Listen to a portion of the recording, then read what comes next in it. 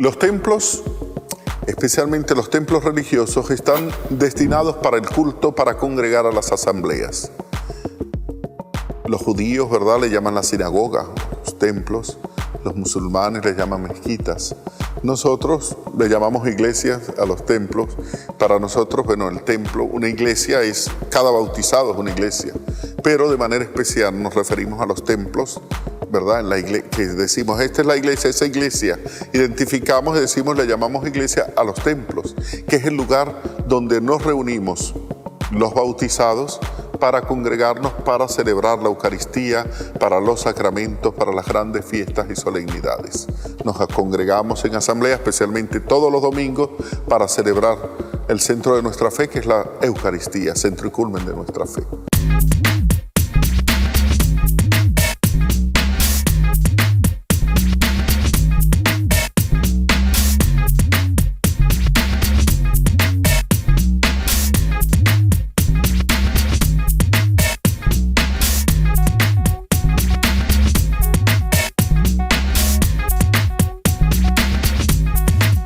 Nosotros hemos tenido la corona y el orgullo del pueblo judío, que fue el templo de Jerusalén. Hemos tenido en el mismo lugar, en el mismo sitio, el templo, el primer templo y el segundo templo, que ambos fueron destruidos. Hoy tenemos nuestras sinagogas. Nuestras sinagogas significa lugar de reunión. El pueblo judío debe estar unido y reunido. Esa era otra función del templo, que la sigue teniendo la sinagoga. También es el lugar no solamente de reunión, sino también un lugar de oración, donde nos reunimos, porque Dios quiere que oremos. Dios quiere que derramemos nuestras lágrimas, nuestras voces ante Dios para solicitarle todo cuanto el ser humano necesita, porque el ser humano es débil sin Dios. Su fortaleza, su fuerza viene por medio y a través de su fe, de aferrarse a Dios. Y ese es el rol que tienen las sinagogas hoy en el mundo entero. Reemplazan el templo que no tenemos. Recordamos en todas nuestras oraciones que prontamente veamos el templo reconstruido, pero tiene como finalidad lugar de oración, lugar de paz y lugar de encuentro.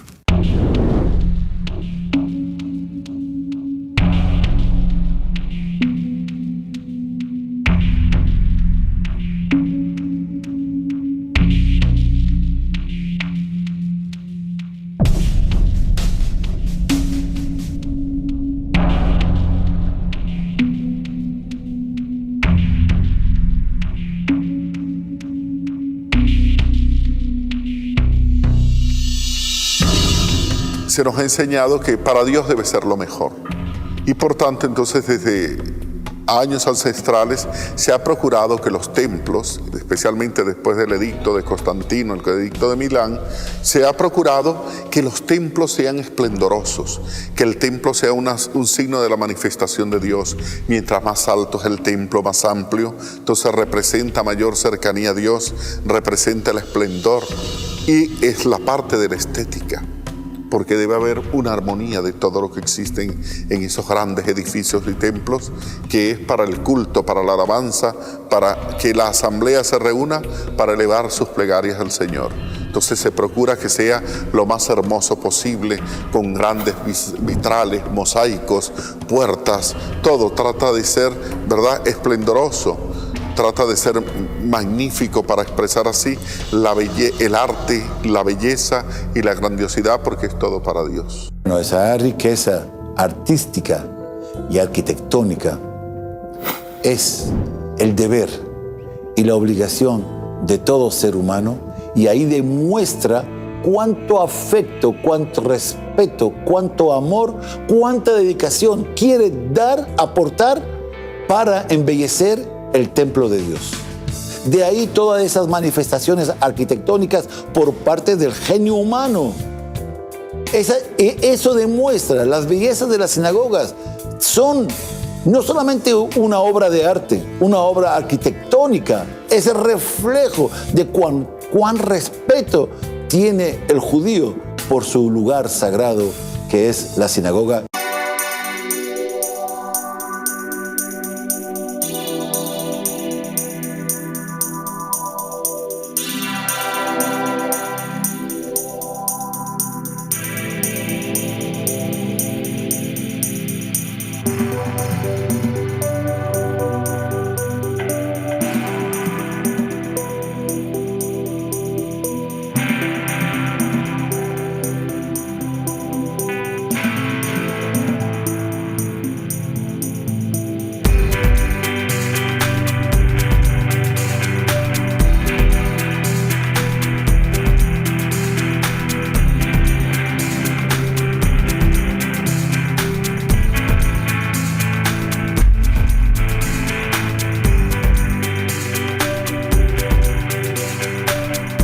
Los lugares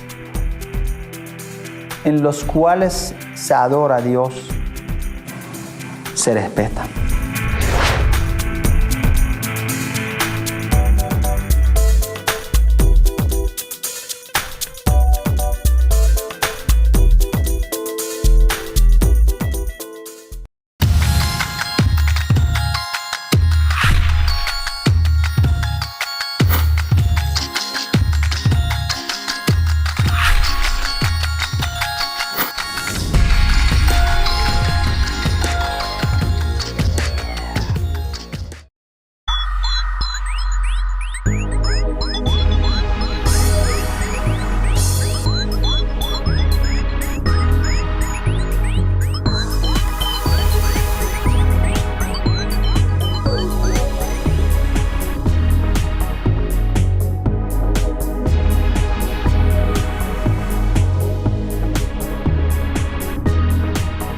Se dice que la iglesia constantiniana, la primera, pero es que hay otros templos y otras iglesias muy pequeñas.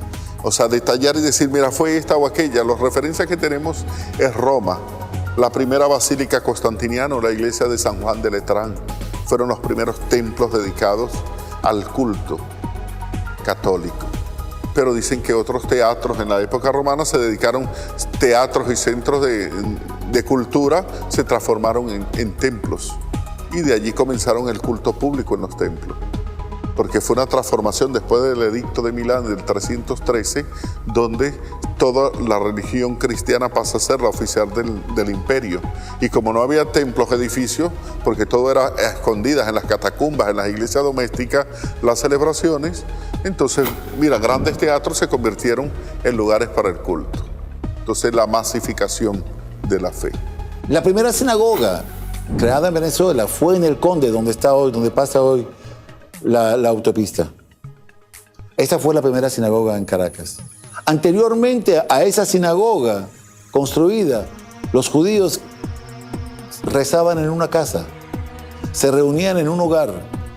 10 personas, como hemos dicho, que faltan 10 personas para tener un quórum, para hacer una oración, un servicio religioso.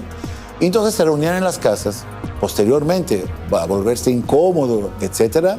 Pues la primera sinagoga fue en el Conde. Posteriormente se creó esta sinagoga, Mari Pérez, hace más de 6 décadas, hace muchísimo más de 6 décadas, que aglutina a los judíos de origen sefaradí. Los judíos de origen sefaradí son los judíos de origen español. Y posteriormente fue creciendo la sinagoga. Es muy importante, es una tradición judía, de poner la primera piedra. Primera piedra como señal de que esa piedra se va a convertir en un edificio. Esa piedra se va a convertir en el objetivo que uno desea, sea una sinagoga, sea un colegio, sea un museo. O sea, eso te obliga, te compromete a cumplir, a que ese deseo que está a nivel de proyecto se convierta en una realidad. Alguien que posee una tierra, un terreno, dedica este terreno en nombre de Dios. Yo lo saco de mi posesión y lo dejo para Dios. Y después, hasta el día juicio final, nadie puede hacer ningún negocio con este terreno. Se queda para siempre. Por eso no podemos hacer mezquita a una casa alquilada. Aquí nuestro centro islámico no es mezquita, es un centro cultural, es un centro islámico. Sí, rezamos, tiene musalla donde se reza, pero no se llama mezquita. Si fuera mezquita, tiene incluso algunos mandatos obligatorios también. Tenemos muy detalladas educaciones al respecto de cómo tratar con una mezquita. Desde cuando sales de tu casa para ir a la mezquita, hay súplicas recomendables. Tú llegas a la mezquita, para entrar en la mezquita hay súplica. Entras, hay súplica. Cuando entras es recomendable que no te sientes en la mezquita sin hacer una oración. Reza, haz una oración de 2 siglos recomendable, después siéntate en la oración. No obligatorio, pero recomendable, como para respetar. Es desaconsejable hablar de tonterías mundanas en la mezquita.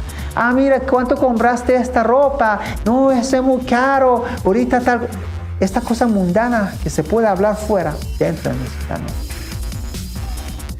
Dentro de la mezquita es, digamos, muy recomendable, desaconsejable si alguien va cuando la boca huele mal. ¿Sabe? Algunas veces comemos cosas que, bueno, es desaconsejable, aunque tiene mucha recompensa ir a la mezquita, pero a esta persona hasta que se le pase este olor, es desaconsejable si va. Es muy recomendable según lo que dice el Corán. Agarren, pongan sus ornamentos cuando quieren rezar y van a la mezquita. Quiero vestirse la mejor ropa para la mezquita.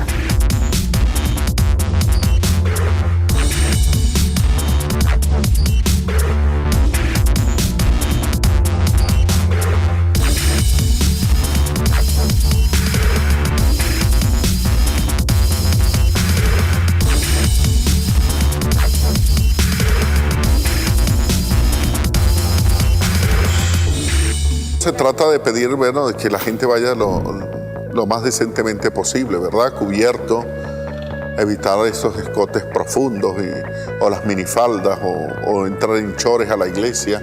Eso es una de las cosas que se dice, no por respeto al templo, al lugar donde se reúnen, por respeto, ¿verdad?, a la presencia de Jesús sacramentado dentro del templo. Lo que se pide es un poco de recato. Y cuando la gente va al templo, bueno, procura ir en silencio, se va a orar al templo, se va en encuentro con Jesús sacramentado, entonces se pide un poco de silencio cuando se va al templo. Y bueno, la vestimenta, bueno, lo más decentemente posible y que tenga una congruencia para el lugar donde vas. No es lo mismo venir al templo que ir a la playa. Entonces, para cada lugar uno lleva, ¿verdad?, la vestimenta pertinente. Entonces, es lo que se pide.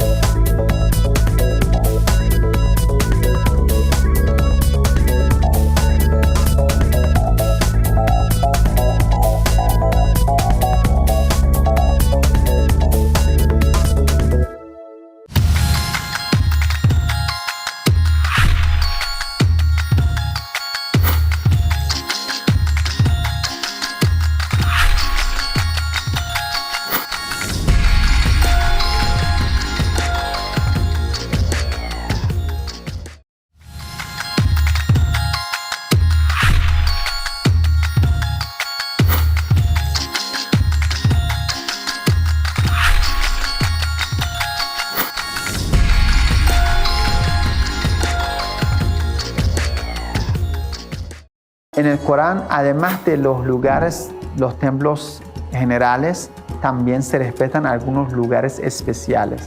Uno es Mecca, en la zona Arabia. Y otro es, no quiere decir que no hay otro, pero lo que se nombra en el Corán me refiero como lugares sagrados. Otro es el lugar, la montaña donde subió Moisés la pasa con él, que en árabe se llama Toa, donde Dios le ordenó a Moisés a quitar sus zapatos, para como el respeto del lugar. También se habla de la tierra sagrada. Oh pueblo, entran en la tierra sagrada que Dios ha escrito para ustedes. Y eso, según los intérpretes, es el mismo Beitul Muqaddas, Jerusalén. Entonces, quiere decir que otra vez en el Corán se respetan los lugares sagrados de todas las religiones divinas, porque no hay religiones, hay una religión nada más, todo es de Dios. Hombres y mujeres de fe que se reúnen, allí hay una iglesia. Y ahí lo que se considera, bueno, la disposición. Si hay fieles, si hay una comunidad de hombres y mujeres dispuestos, bueno, ya se levanta el templo de piedra. Pero lo primero es que exista esa comunidad de fe. Las condiciones obligatorias para hacer las mezquitas es solo que sea un terreno particular de una persona que lo dedique por Dios. Algo alquilado no se puede. Debe ser de una persona que lo dedique por Dios y desde ahí no se puede hacer ningún negocio más con este terreno. Y no es obligatorio que ni siquiera tenga techo. Imagínense minarete o otras cosas. Pero bueno, según la arquitectura islámica de diferentes culturas, diferentes formas, ponen como cúpulas, minaretes. Eso da belleza, pero no es algo que sea principalmente algo para dar reconocimiento a una mezquita, ¿no? Sí, incluso en la misma época del profeta, la mezquita que hacían era subir 2, 3 paredes y decían, bueno, aquí vamos a rezar, es mezquita, ya. Un lugar donde entren por lo menos 10 personas. Un arca sagrada donde está el rollo de pergamino, donde están los 5 libros de la Torá, y un altar donde se para el rabino para dirigir a los feligreses y dirigir los servicios religiosos. Es lo único que se requiere. En el Islam se aconseja mucho a respetar la mezquita. ¿Por qué? Porque la mezquita es un lugar muy estratégico, muy estratégico. No es solo para adorar a Dios. Si vemos la historia del profeta, las decisiones importantes del gobierno del profeta de Dios se hacía dentro de la mezquita. Ahí en la mezquita, en el templo, es donde se reúne la gente. Uno se entera de los estados de los demás, de las situaciones que pasan los demás. Uno sabe que su hermano está enfermo, hoy no vino el otro, vamos a visitarlo. Uno necesita ayuda, lo vamos a ayudar. Por eso tanto consejo que tenemos a tener reuniones y tener las oraciones colectivas, la mezquita.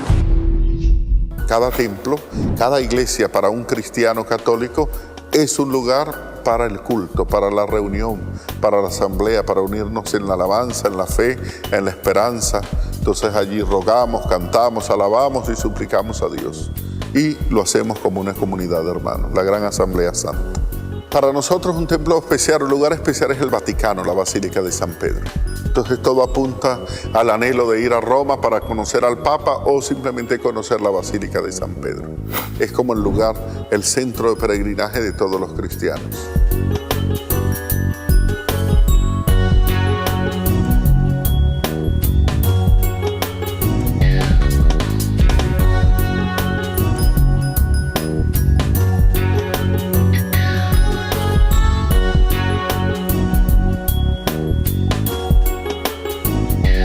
Hay un versículo que reza así: en cualquier lugar que me invoques, vendré, dice Dios, y te bendeciré. En cualquier lugar, Dios está presto a oírnos. Basta que el ser humano sienta la necesidad de comunicarse a Dios. Puedo rezar desde mi casa, puedo rezar desde mi trabajo. No falta tener un palacio. Pero ¿cómo se requiere de un quórum mínimo de 10 personas para celebrar una oración? Eso es fundamental. Rezar individualmente en cualquier lugar, en cualquier sitio. Pero como se requiere de un quórum para celebrar un servicio religioso, ya que nosotros rezamos 3 veces al día, mañana, tarde y noche, entonces se necesita un quórum mínimo de 10 en más. Y si es de 10 en más y la gente asiste masivamente, pues los espacios tienen que ser de acuerdo a la gente que asiste. Y por lo tanto, es así que la comunidad fue creciendo en Venezuela y el espacio se hizo grande. El lugar puede ser el espacio que ocupa el ser humano hasta el lugar que ocupen las personas, los asistentes al servicio religioso.